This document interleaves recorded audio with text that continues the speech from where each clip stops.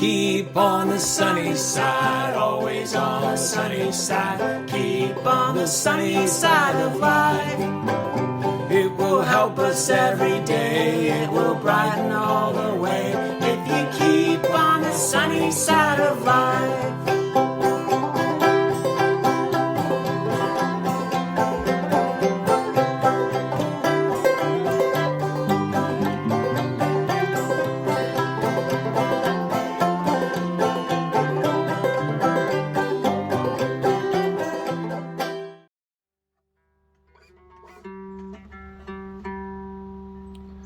Hey there. Hi, my name is Joe Martin. I'm the pastor at First Baptist Church in Toledo. You may never have seen one of these. It's called the Mountain Dulcimer. And they're really kind of a neat instrument. And it's got a great little sound.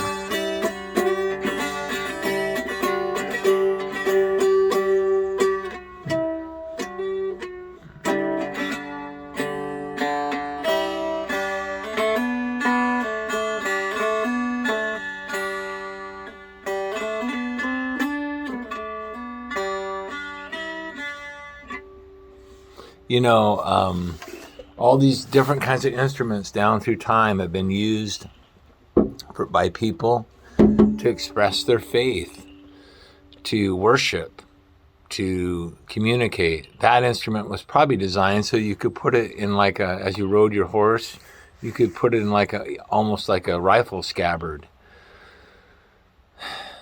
You know, I want to talk to you about faith because this weekend we're going to talk about great faith, and you want to follow up with this.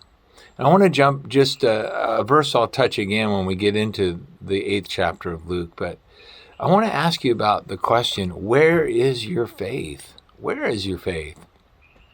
Remember the story, it says in Luke 8:23, but as they were sailing along, he fell asleep, speaking of Jesus, and a fierce gale wind descended on the lake, and they began to be swamped and in danger. That's the nature of storms. They kind of swamp you. And they came to Jesus and woke him saying, Master, Master, we are perishing. And he got up and he rebuked the wind and the surging waves, and they stopped, and it became calm. I like that word, calm. And he said to them, where is your faith? And they were fearful and amazed, saying to one another, who then is this, that he commands even the winds and the water, and they obey him? Wow. Such a great story. A great question, too. Where is your faith? Where is your faith? You know, in the midst of storms in life, and we've had lots of them. I know you have. You've had all kinds of things you've had to deal with. We can panic. We get swamped. The world can swamp us. It's just everywhere. It's coming at us. So, you know, it's like the little song, the hits keep coming and we don't know why. Get overwhelmed. Maybe you feel a little bit overwhelmed. I know I do sometimes. Sometimes when you're overwhelmed, you question God. Hey, Master, what's going on? You know, are you asleep? Are you not paying attention? We're going down. And by the way, these were people who, most of these men on this boat were fishermen, and they knew when things were bad. You may be there. You may be questioning God, maybe not out loud, but inwardly, like, what is happening here? Some people get mad. They get mad at each other. They take it out on each other. They get so frustrated and so annoyed and so just, they're on edge. So you get mad. And Jesus asks the question, where is your faith? Matter of fact, you can imagine those guys, row harder. Look at old Thomas back there. He's a slacker. Or look at Simon or Matthew. They don't hardly even know anything. They don't even bail. And get mad at each other. But Jesus keeps asking that question. Where is your faith? You notice he doesn't ask if they have faith. They're in the boat with him. he asks, doesn't ask, if they have any faith at all. He says, where is your faith right now? Where is it placed? Where is your faith placed? Where is your faith?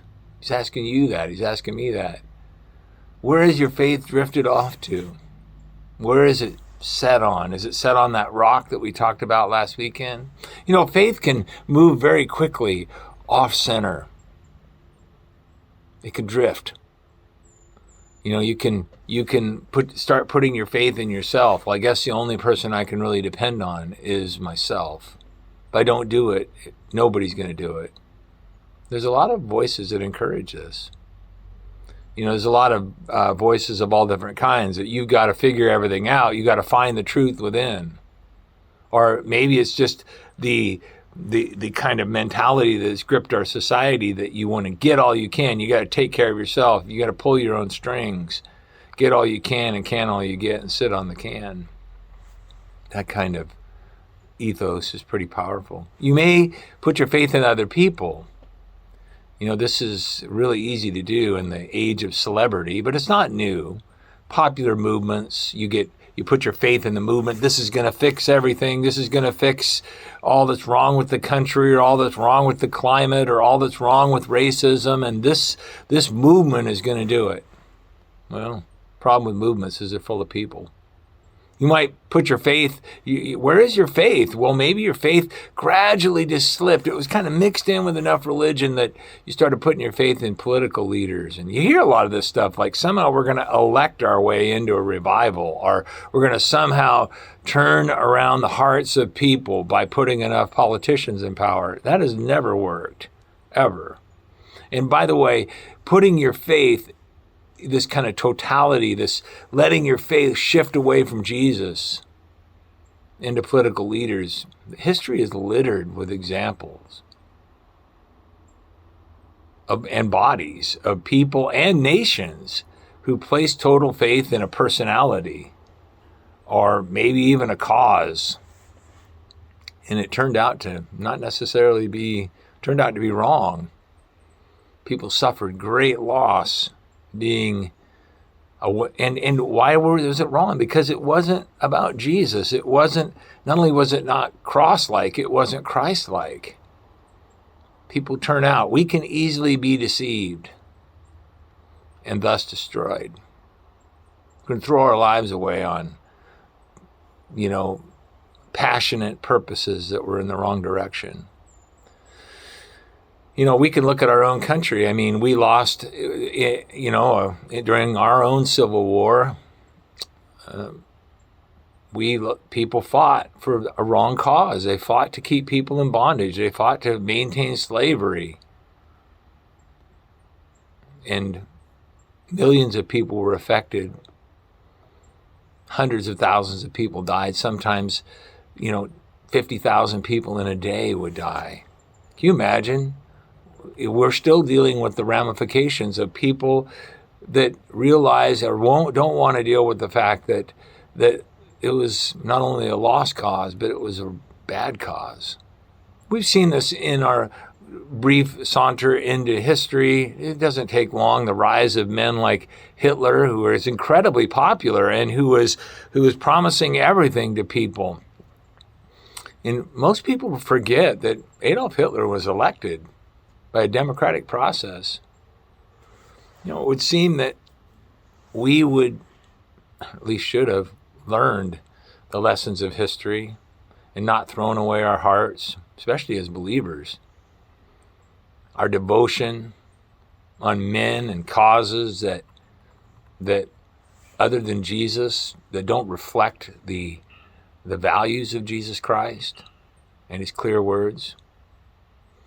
But I'm going to tell you something. It's hard to keep your perspective, isn't it? The pull of the world swamps us. The wind and the waves, they're rocking. We get disoriented, and not everybody's got great sea legs. How many needless deaths and crushed souls come from misdirected faith, misplaced faith? Where is your faith? It's misplaced. I've listened to a lot of people down through the years. somebody really close to me was worked in medicine during the Vietnam War, and he knew the war was already going down, and saw all kinds of young men die, and damaged and injured, and he was away from home, and only to find out later that even the leaders that were in charge knew the war was just trying to save face. Many other people have suffered in similar ways. I know many, I've talked to a number of veterans who said that had fought in Afghanistan, and now they see that happening, and they're like, hey, I was just pulled all the way into this. I spent 20 years or better, some of them, working on these issues, and yet it causes me to really have struggles in my life of what was going on there. This happens to us, and I'm not here to make it, this isn't about any kind of political thing. It's just the kind of swamping that happens to us. You know, if you go, what you're behind, what you're thinking about, what you're believing in, it can have incredible impact on people's lives. And sometimes our faith drifts off to put our confidence in leaders and pastors. You know, people sometimes make these comments about leaders in the past, like Martin Luther, like he was perfect. Martin Luther did a lot of great things. The Reformation has been a great blessing to all of us, and yet Martin Luther had real issues he was very anti-Semitic. As far as the Anabaptists, or the peasants, he was very, very violent against them, and wrote pamphlets that were terrible. Even men like Calvin, who supervised the burning of heretic at the stake. These were not perfect people any more than we are. But you know, that's why your absolute faith cannot be in a pastor or a leader. Religious leaders are just human. They're never on any other level. You see, sometimes people will come up to me and they'll say, well, you've got more, would you pray for me because you've got way more pull than I do? I don't have more pull. We have to remember, like Peter, when people were actually worshiping Peter, he said, get up, I'm just a man like you. We're all on the same level. And we are equally valuable to God and equally needy of God. And sometimes this happens, our faith is in our parents, that, when we're kids, we think our parents know everything. And then later we think that they should have known everything, but they aren't very smart. And then we can be mad at them because maybe they didn't know, or they should have done this, or they should have done that. I know, I certainly have many things I would do different as a parent if I knew what I know now. But every parent, on one level or the other, they're flawed and in some ways have failed. I know I sure have. All parents will in some way hurt you, or have you been hurt, or maybe you'll even hurt your children. You'll disappoint them. But where is your faith? You see, if your faith is totally in that, and things, you begin to realize that the inconsistencies, it'll have tremendous, could really swamp you. Sometimes friends, you put your faith in your friends, and then there's a betrayal or some disappointment. Even Jesus was disappointed and betrayed by his followers. Basically, they all fled. One of them sold him out. Their family, in these last years, there's been a lot of conflicts in families, alienation, isolation, differences of opinion, differences about how to handle things. People aren't talking to each other.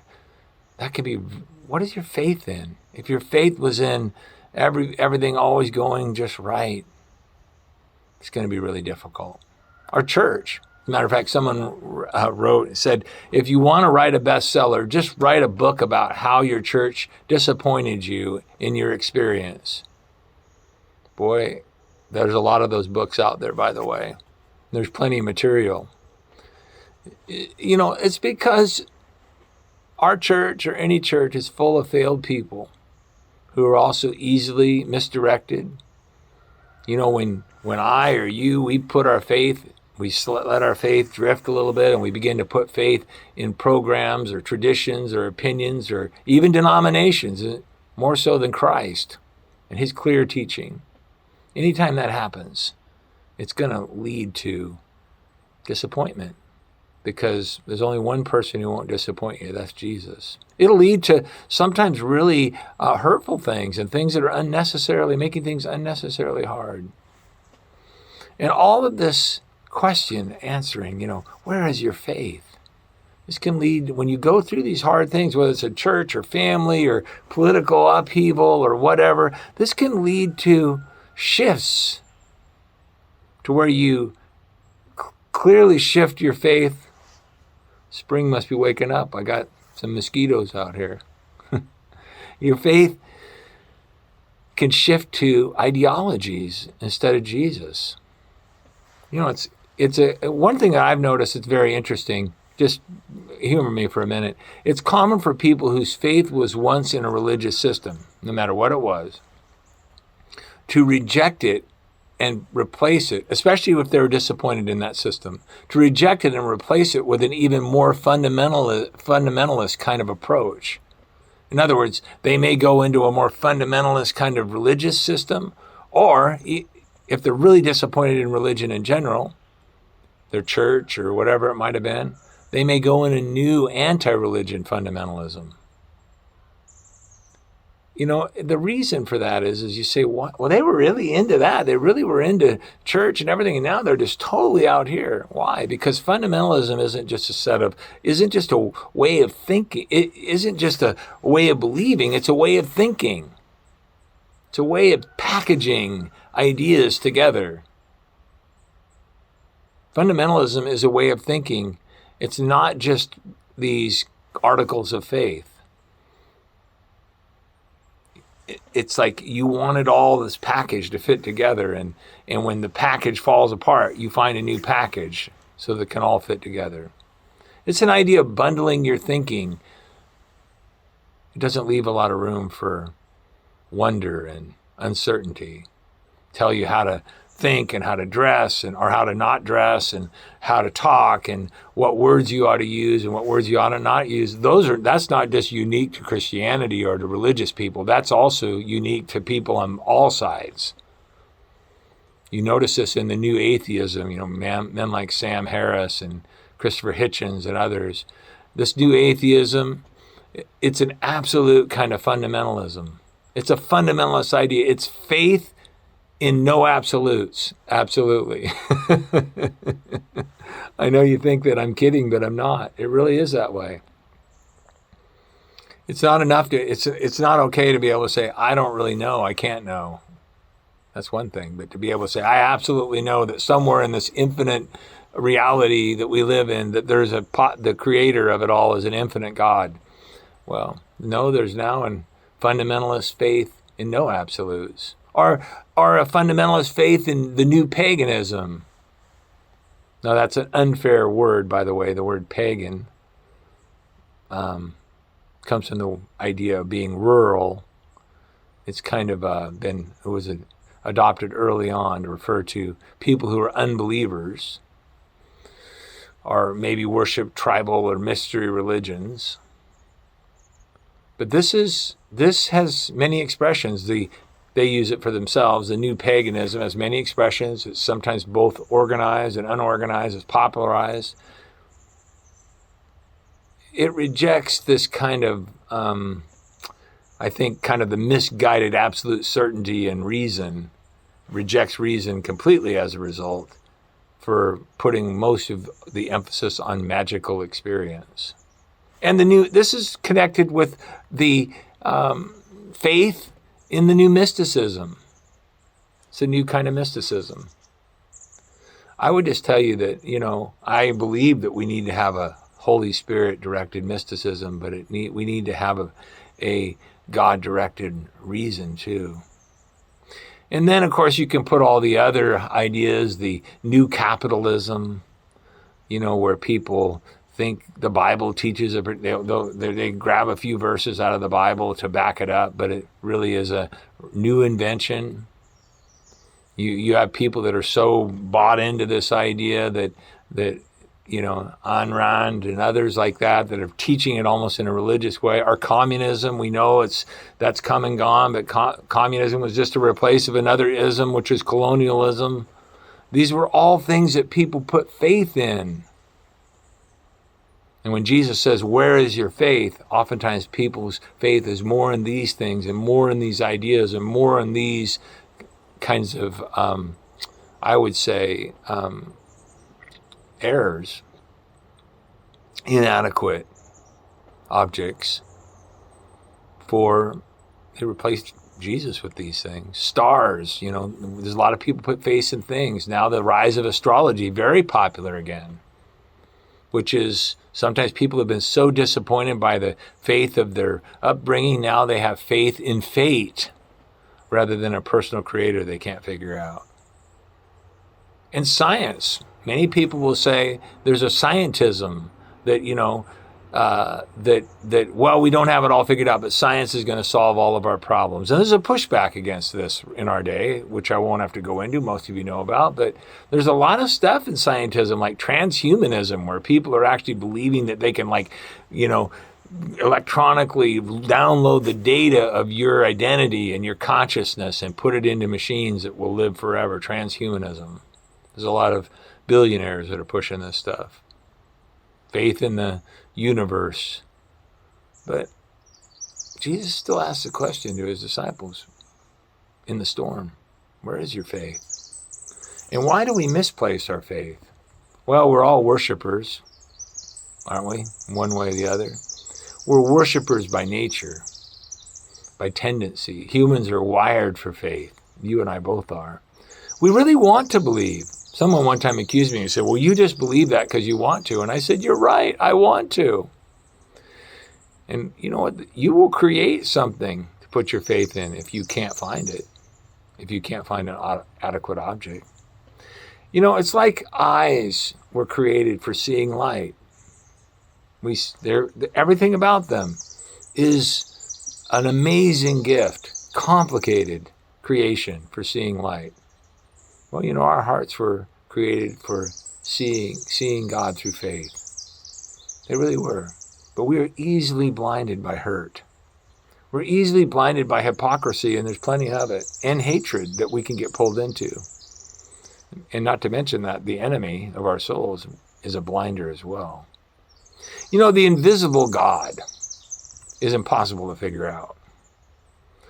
We know a lot from the scripture and from the person of Jesus, but the invisible God takes a lot more faith than a man on the screen promising, and I'm not promising, but a man on the screen promising to give you what you want and telling you you are right about all your opinions, no matter what it is. Idols of the heart are an old problem. They creep in there. They're things that we put our faith in over Jesus. And these come out and get shown, especially when the storms rage. And there's only one who deserves your total faith and your absolute allegiance. And his name is Jesus. And he is Jesus. He is the King of Kings and the Lord of all lords. He is. They came to Jesus and they woke him up saying, Master, Master, we're perishing. And he got up and he rebuked the wind and the surging waves, and they stopped and it became calm. And then he said to them, where is your faith?